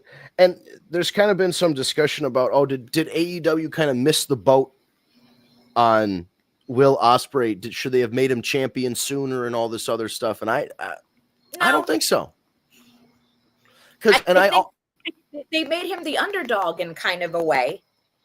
And he built up from the underdog to get to where he is now. If this injury didn't happen, and like you said, 6 months from now, he wasn't a champion, then I would say AEW fucked up. But not right now. Because there was so last year I went to Forbidden Door at the Belmont, which was very cool. And Will Ospreay was facing Swerve for the AEW championship at that show. Right. And there was a lot of talk online of, this is it. Ospreay's big time. Swerve won his title, but, Ospreay's so hot, they got to put the title on him. And it didn't happen. And it was because Will Ospreay said, I want to put Swerve over so that he is more credible as a champion. And that's exactly what happened. Swerve had a great title run. Absolutely. And part of it was that great match with Will, and Will didn't lose any steam by losing that match.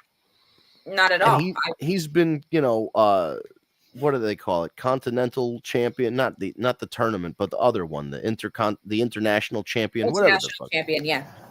So they have that, he carried that belt. He had a match with I almost called him JBL because he was doing the America thing. MJF. He beat MJF for it. And he had over the last year and a half or whatever with AEW has had some great matches. He established himself as a main eventer. Putting the title on him too soon would have been a mistake. And if he won at All In, like if he was the guy to beat Moxley, I wouldn't have been mad at it. But it would have sucked for knowing what we know now. Right. And that's probably had something to do with it. I'm sure that Will's health wasn't a mystery to Tony Khan. They probably knew about this a couple months ago. So Hangman's the guy. If Ospreay won and then had to immediately vacate the title due to neck surgery, like that would have been a real bummer. So everything's working out the way it should. We got Hangman as the world champion. He's going to hold it down for a while. You've still got, unresolved issues with Swerve. Those can always crop back up. MJF is currently the problem. When Ospreay comes back, he's going to be right back in world title contention. 100%. And then you can't forget about Darby Allin and Moxley, kind of on the edges of it. There's a lot of guys, main event contenders, Konosuke Takeshita, Kyle Fletcher. There's a lot of main event talent available for AEW. Absolutely. And I think the other thing too was like knowing indies and knowing other promotions and everything like that. Like you and I both, we had an inkling and we knew who Will Ospreay was. Right. Not all of the traditional wrestling fans did. So to build him up like this, the way that they did all this, including with Swerve last year, but the whole momentum building him up, I think was great because like I said, it kind of, even though we know caliber wrestling wise, he's not an underdog. They built him as an underdog. So when he does win, because he will be world champion one day, it's going to be all that more like, I hate to use the term finish the story, but he really is going to finish his story of how he climbed from the bottom all the way up to the top in AEW. Yeah. And he was new IWGP or New Japan World Champion at one point. And he definitely, he wrestled main events at Wrestle Kingdom and all that. But the funny thing is, like you said, to some fans who follow that stuff, that's important. To a lot of US fans who only know WWE, TNA, and AEW, it doesn't mean anything. Correct. So they had so that was smart on their part to let us as fans get to know him. Like a year ago at this time, like you said, it was prior to the Belmont, the only thing that most of these American wrestling fans knew about Will Ospreay was his dig on Triple H. Right. They didn't know anything about that was the big thing at the time. Yeah. Right. But that was the only thing you knew. When you hear Will Ospreay, a lot of people are like, oh, isn't that the dude that ranked on Triple H? They don't know about the past, 15 years that he's been doing this already? Yeah, I know. Right. Yeah. They haven't been following. Yeah. Right. So now they do get to follow him. So like you said, how like LA Knight, Karrion Kross or whatever, how they get their pushes because of how they develop a love. Like that's another one. People didn't know who Karrion Kross was. Right. How did you not know who Karrion Kross? Like I said, if you didn't watch the stuff, all you know is of just what you saw on NXT and in WWE. Right. Yeah, you didn't know that he had a great TNA run, which was the whole reason WWE wanted him. And then he had a lot of drama with TNA to get released so he could get signed to WWE back in the day. Yep. And now, and I guess since we're at the end of this pay-per-view, we can, and we're fucking an hour and 40 minutes in, we can talk about some other stuff here. Karrion Kross and Scarlett make their return to the Indies at GCW. They came out at the end of the match between Shotzi and Matt Cardona. They attacked Matt Cardona dressed like medieval monks or something, and then they took their costumes off. They were like, no one expects the Spanish Inquisition, and then they took their masks off, and it was Kross and Scarlett, and then the crowd lost their minds. Oh man. And he beat the shit out of Cardona. They cut a promo afterward, which if they just let this guy talk in WWE the way he cuts these promos, he would have been over like Rover. So he's backstage and he has a violin and he doesn't know how to play it, and he's playing it like a madman, just like sawing back and forth with the bow, and he's cutting this promo about like you're playing the world's smallest violin for yourself. Like he doesn't want to be sad. And at one point he takes the violin and he smashes it. He goes, what am I going to sit around and feel sorry for myself and learn how to play the violin? Like, it's like, oh, all right. And they start the promo off, but they start the promo off by going, him and Scarlett both looking at the camera go, you thought this was a fucking work. It's not a fucking work. Basically saying, please hire me. I actually lost my job. Please hire me. But it sucks. He's so fucking good. And they let him go after this whole program where it made perfect sense for him to win that match against Sammy. Yep. Even if you were gonna fire him, let him win. Because it just, wrestling logic dictates the heel should win that match. Yep. And then get the babyface gets his win back because the babyface should have to go through some kind of struggle. Yep. And again, this was a story that they were telling, the same thing with Hangman and MJF. Yep. Where he was trying to, Cross was trying to corrupt Sammy, and Sammy was resisting it. And it was like when Bray Wyatt wrestled John Cena at WrestleMania 30, he was trying to embrace the hate and all this stuff. But then the babyface just won the match and there's no consequence. And it's like, oh, okay, so he doesn't have to change. And it's like, he should have lost that match to show that, hey, Sammy, there's a weakness in your game that you need to tighten up. Yep. You need to find something within yourself to overcome this guy. Yep. And they just did. That's not the story they told. The story they told was, oh, Sammy's right the way he is. Sammy's never going to change. And he's, great. 10 years of fucking flat caps and skanking to the ring. Thanks, guys. Hey, at least he doesn't look like Fidel Castro anymore. That's true. That was a rough look. Yeah. I guess since, like I said, we're fucking knuckle deep in this thing. Is there anything you want to talk about before we hit the old dusty trail for the evening? Aside from the ridiculous backlash of Becky Lynch last night. Oh yeah, you know what? Let's talk about that real quick, and then we'll close out. So I'll set it up, and then you can finish it off here. Becky Lynch cuts a promo. They're in Birmingham. Yeah, they're actually in Birmingham, notable hometown of the recently deceased Ozzy Osbourne. She said something to the effect of, "I can see why Ozzy Osbourne died. I'd rather be dead than live in Birmingham." No, he said at least he had the brilliance to move to England and die there because I wouldn't want to die in Birmingham. Gotcha. Okay. So that's why. Right. It's a dig on Birmingham. It's cheap. Not Ozzy Osbourne. Right. The only reason it's not, and I don't even want to say controversial. The only reason that it's notable is because he died so recently. And it's like, the body's barely cold, and is it bad taste? Sure, if you want to look at it that way. Is it a heel getting heat? Absolutely. It wasn't a dig on Ozzy. Kelly Osbourne's reaction is a little ridiculous. And it's from everything we've heard, it's legit. So she posted an Instagram story. She was not happy. She tagged the wrong person. She tagged a fan account. Yeah, she tagged a fan account. She didn't even tag Becky Lynch. That person had a day. Can you imagine? They probably had the best day of their lives. Like, oh my God. Yep. Kelly Osbourne. But here's the thing, though. But this is where the controversy really begins, though, because apparently, just before we came on the air, it got released or whatever, that she did that on the fly. Oh. That was not scripted. That was not planned. She just came up with that out there. And WWE, unless WWE, it's a work. WWE management is pulling an Ultimate Warrior, and they're trying to make her give an apology.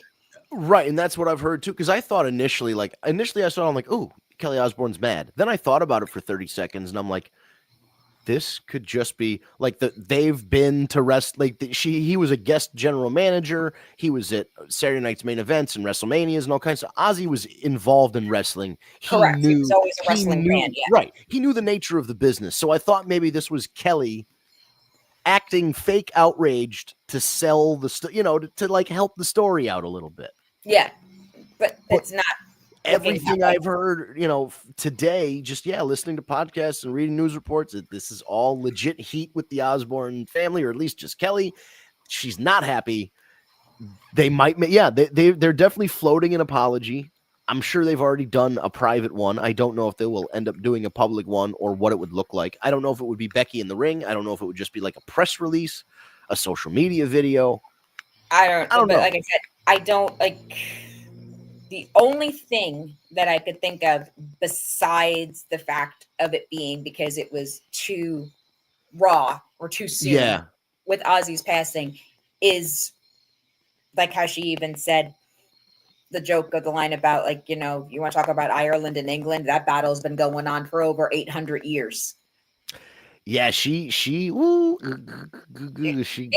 up okay, that's and that's still a 200 years later. It's still a sore spot. England, Ireland, Northern Ireland. Like, I love you, Becky, but I don't know how I feel about this. I really don't. Well, the whole thing is she's trying all that. Listen, I will never begrudge in the same way that when a comedian gets in trouble for a joke they tell on the stage, right. I will never begrudge a comedian for attempting a joke. I will never begrudge a heel bad guy wrestling character saying something that crosses the line to try and get heat, because that's what they do. Unless they're out there advocating for some sort of like crime against children or sex trafficking or something. You know what I mean? There is a certain line you don't cross. But if you're a heel and you're out there and you say something about Ozzy being dead, that's pretty par for the course for a wrestling bad guy to say. Yeah, so they say the only good thing that came out of here died a month ago. But in fairness to Ozzy Osbourne, he had the good sense to move to England and then LA, proper cities, because if I lived in Birmingham, I'd die too. Christ on a pony. Yeah, that's pretty rough. But like, again, not a dig on Ozzy, so not I as don't think it was a dig on Ozzy. I think it was meant to be a dig on the location, because if you listen, the audience didn't boo. The audience was like, oh, like they took it as the audience took it the right way. Same way with they understood when Nikki Bella said, like, you know, you're the C word. The audience like, whoa, what did she just do? You know, so a coward. But the audience took it right. I took it as like a holy shit. But I think the whole you can't see him anymore. Yeah, that was a bigger dig than this. Yeah, I think that was worse, because that's a pretty personal situation that, you know, she brought into a story of the person that's in the ring. It's not like, you know, it's not like a big celebrity like Ozzy where you're just kind of throwing that out there. This is like, this happened to the girl you're standing in the ring with, talking like, to her. But Nikki face to face. That comment, but you know. But here's the other thing that's weird. Tell me if this is right. It feels like Becky's doing this. Remember when Stone Cold turned heel and he sided with Mr. McMahon, and people still wanted to cheer Stone Cold Steve Austin, but he was like determined to be a heel. This feels like Becky. She was a big babyface for so long. She got bored being a babyface, and she's like, I want to be a heel again. And the crowds don't like that. Like, the crowds just want to cheer Becky Lynch. I agree with that, but I also think it had to do, at least with the last two venues, both of them were in Ireland. So if you're the heel or the face, if you are the hometown hero, that crowd's going to cheer for you no matter what. Because even like, you know, when, oh my God, I forgot what pay-per-view it was called, but the one in Puerto Rico, they cheered Damian Priest. Yep. And they cheered for Bad Bunny. Yeah. They both got the prop because they were the Baricuas. So you're like, you know, you're on our turf. So like, I don't think, like I said, I don't think Becky could have said anything last night, except that I don't think Becky could have said that could have pissed off that crowd was, I'm going to go move to England and I'm going to live in England. Right.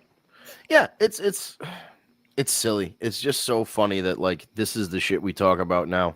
It's like, you guys, I was going to say, modern day wrestling fans, are you forgetting that Roddy Piper in Mexico said that he was going to sing the Mexican national anthem and stood there and sang La Cucaracha with a bagpipe? Well, that's the thing. A lot of modern wrestling fans, despite the fact that there's so much wrestling available online, they have not gone back to watch. To them, the old stuff is like 2006 SmackDown. You know what I mean? Like that was 20 years ago almost. Okay, yeah. Let's do another one. WrestleMania 6. Roddy Piper. He paints himself. Is it's like in blackface on half of his face as he's going to wrestle an African-American wrestler. And let's not forget, pulls out Michael Jackson's Michael glove. Jackson's glove. Yep. And puts it on the white side to boot. And that's why Roddy Piper should have been in Michael Jackson's black or white video when all the faces were changing. One of them should have been Roddy Piper with half black face. Just to turn his head. Yes, just turn his head. Yeah, and then flip to the guy with the dreadlocks. Oh my God, that would have been amazing. Oh my God, what a video! Yeah, it's like they don't like wrestling No. has always been a controversial show. Period. Right. And because there's that's the thing. The bad guys. You're not supposed to listen to the bad guys and go, yeah, they're telling the truth or they're making sense or whatever. You're supposed to go, oh, wow, this guy's saying something that's so off base. I want to see them get their ass kicked. Yeah. Like, you should. She was trying to get the fans to go, I want to see Nikki Bella kick Becky Lynch's ass because she just insulted Ozzy and she insulted my hometown.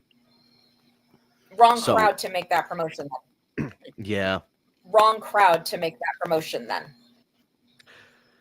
They shouldn't have done it in Ireland because, like I said, that's like when It's just too over. What the hell would they call it? Yeah, well, that's like when the Iconics were the heels In Australia. and they won the tag team titles. That audience didn't give a shit what they were. No, because they were Australian. They were representing. It's their hometown stuff. Exactly. It was like when they were in Scotland and Ember Fire came out or whatever. Her service are the heels. They didn't give two shits. No, you're in, and even with Chelsea, she's getting so over that. Is she really Chelsea a Green heel can do now? whatever the fuck she wants. I don't give a shit if she. Yeah, exactly. I don't give a shit about the rest of her service. Chelsea Green can do whatever the fuck she wants when she wants. That girl is amazing. Yeah, no, she's great. She's been on a roll. It took this long to get there, but they're finally there with her. She feels like she broke her wrist about 12 times in the last 5 years, so it's good to see she's been pretty healthy. That was like I said, that was my favorite because NXT Heatwave was over the weekend also as well, and that was my favorite match of the whole weekend. Was from that was her and Ethan Page versus I can't remember what his name is, and the chick that won LFJ. Oh yes. I know who you're talking about. Steve will be so mad because they're both LFG people. And I have he wasn't LFG. He was an LFG? Okay. I thought they were both LFG people. Unless he's in season 2. He was Trevor or something or whatever. And the girl was the Kurt Angle wannabe is whatchamacallit was the Undertaker's win. Right. And I was like, yeah, like Alex was furious at me. He's like, USA. I'm like, don't look at me. I'm rooting for Canada. Yeah, well, here I just think it's the funniest thing. They take this woman with a real gold medal and a real name, and then they give her this goofy fucking wrestling name. And it's just like, I get it. You want to be able to trademark it and make action figures and all this other shit, but it's like, if you had Kurt Angle out there as like fucking Skippy McGee. Yep. And you go like, this guy won a gold medal. And it's like, you Google it and you're like, Skippy McGee, gold medal. He's like, doesn't come up. It's like, you put in this fake name. She didn't, this character didn't win a gold medal. The real person, that's like Jeff Cobb represented Guam in the Olympics. But JC Mateo is a fucking jabroni. You know what I mean? Right, Like, exactly. But here's the other funny thing that as I'm waiting for this to happen one night. So she wears fake Olympic gold medals as well. And she's like Bret Hart. She takes off the medals and gives those ones to people in the audience. I'm waiting for one night for her to take off the wrong medal and she gives off the real one to somebody because she had like 3 or 4 medals on it. She's giving out. I'm like, oh my God. And then when she gets in the ring, she checks it to make sure this is the right one, right?